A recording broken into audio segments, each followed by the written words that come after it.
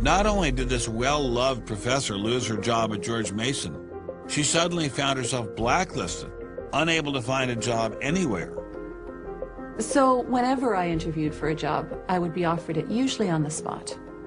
Since this has happened, and since people can Google my name, I'm finding that when I send my credentials, I do get interviews, I get many interviews, but I never get offered a job. I don't tell them about my science sin. I was only trying to teach what the university stands for, which is academic freedom. There's nothing to be learned in neurosurgery by assuming an accidental origin for the parts of the brain that we work on. It wasn't just biologists who were feeling the Darwinist wrath. When neurosurgeon Michael Egnor wrote an essay to high school students saying doctors didn't need to study evolution in order to practice medicine, the Darwinists were quick to try and exterminate this new threat. A lot of people on a lot of blogs called me unprintable names that were printed. There are a lot of very, very nasty comments. Other people suggested that people call the university I work at and suggested perhaps it's time for me to retire. I realized when I kind of went public with my doubts about the adequacy of Darwin's theory that I would encounter criticism. What has amazed me is the viciousness and the sort of baseness of it. I'm an old guy. I have tenure. I'm academically safe. But the young people and what is happening to them in America right now because of this scientism gulag is really terrible. Apparently, Professor Marks was not as safe as he thought. A few months after this interview, Baylor University shut down his research website and forced him to return grant money once they discovered a link between his work and intelligent design. In order to attract grants, you have to market yourself. So you put up sites and call yourself labs and groups and things like that in order to get visibility. And in my entire experience in academia, I never went to any superior and asked them any permission to put up any of these labs. So the fact that this was singled out, let alone shut down, is jaw-dropping. It's astonishing. I have never been treated like this in my about 30 years in academia. Shut up, you freak! I say shut up! It's a madhouse! If you peel back the onion, I think that there's no doubt that the center of this is my work in what some would call intelligent design. People really get emotional about this. Whenever you say intelligent design in a room of academics, them's fighting words. Creationists. Astronomer Guillermo Gonzalez found himself in a fierce shootout with Iowa State University following the publication of his book, arguing that the universe is intelligently designed. Despite a stellar research record that has led to the discovery of several planets, his application for tenure was denied, putting his career in jeopardy. I worried about my tenure a little bit in 2005 when the petition was being circulated because I viewed that as a strategy of Hector Avalos and his associates to try to poison the atmosphere on campus against me because he knew I wasn't tenured yet and I was very vulnerable. I have little doubt that I would have tenure now if I hadn't done any professional work on intelligent design. Dr. Gonzalez had this advice for scientists who might be thinking about following his example. If they value their careers, they should keep quiet about their intelligent design views. We know there are times and places to be quiet, and other times and places when we can make noise if we want to. Will you show us? Of course.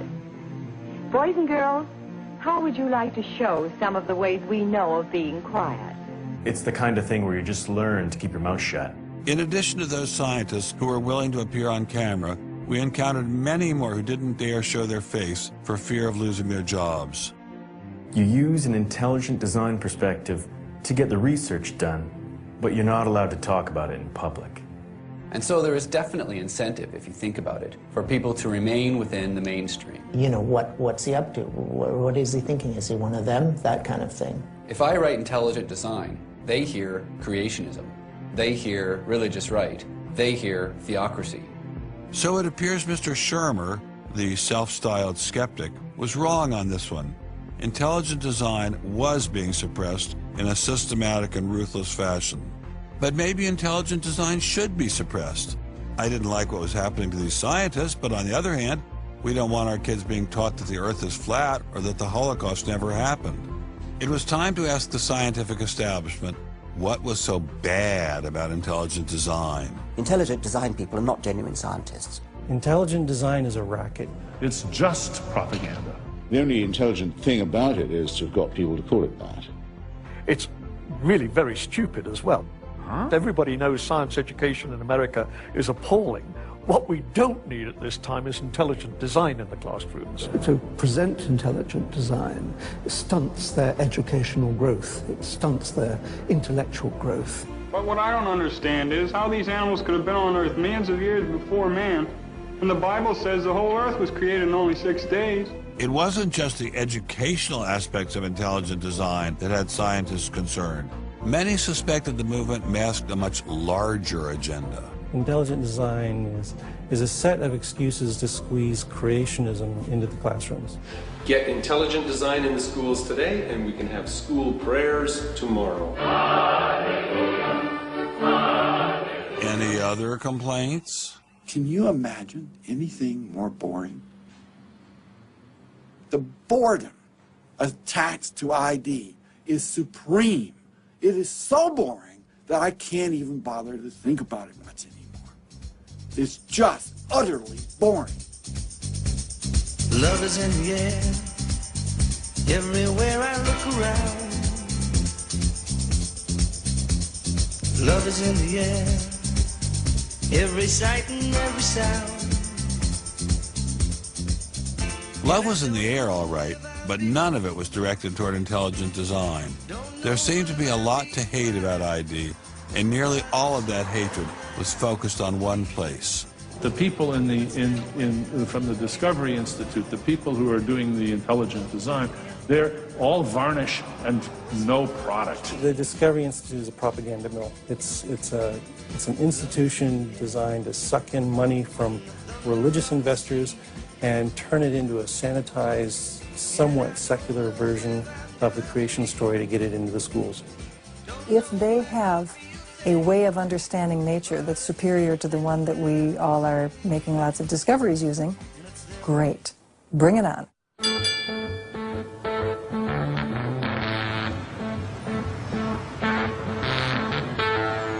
We are really, really lost.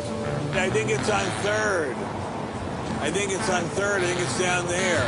I have no idea where this place is.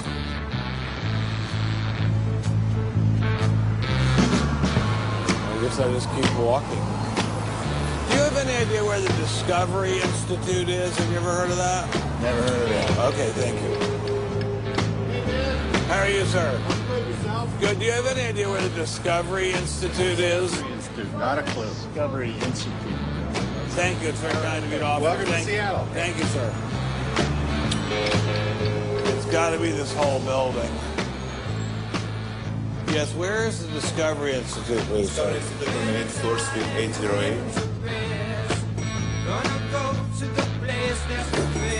Okay, very good.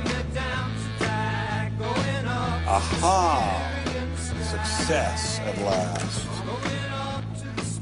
Aha! We found you. Are you Bruce Chapman? I am. How are you? I'm Ben Stein. Well, Very kind of you to have me here. I'm delighted to meet you. Can I look around and see your office? Absolutely. Do you just have this floor, or do you have several other floors as well? No, this is it. This is it? We've made an awful lot of trouble for being in such a small office. I thought it was going to be like the Pentagon. We're like the little boy that said the emperor has no clothes. And he didn't have a big organization either. When you go around and raise funds, your people are not saying to you, by the way, we're going to get all these scientists out of the classroom and put Christ back in the classroom. Well, I don't know that Christ has ever been in the science classroom. This is not a religious argument. This is something that people, we have fellows who are Jewish or agnostic or various other things. There are people, there are Muslim scientists. There are people of all kinds of backgrounds who agree that Darwin's theory has failed him. So why would you bring religion into it? You don't need religion. This is a red herring, and people who don't have an argument are reduced to throwing sand in your eyes. Well, if the Discovery Institute could get its wish about this subject, what would your wish be? Well, on this subject, as on others, we'd like people to be able to have a robust dialogue.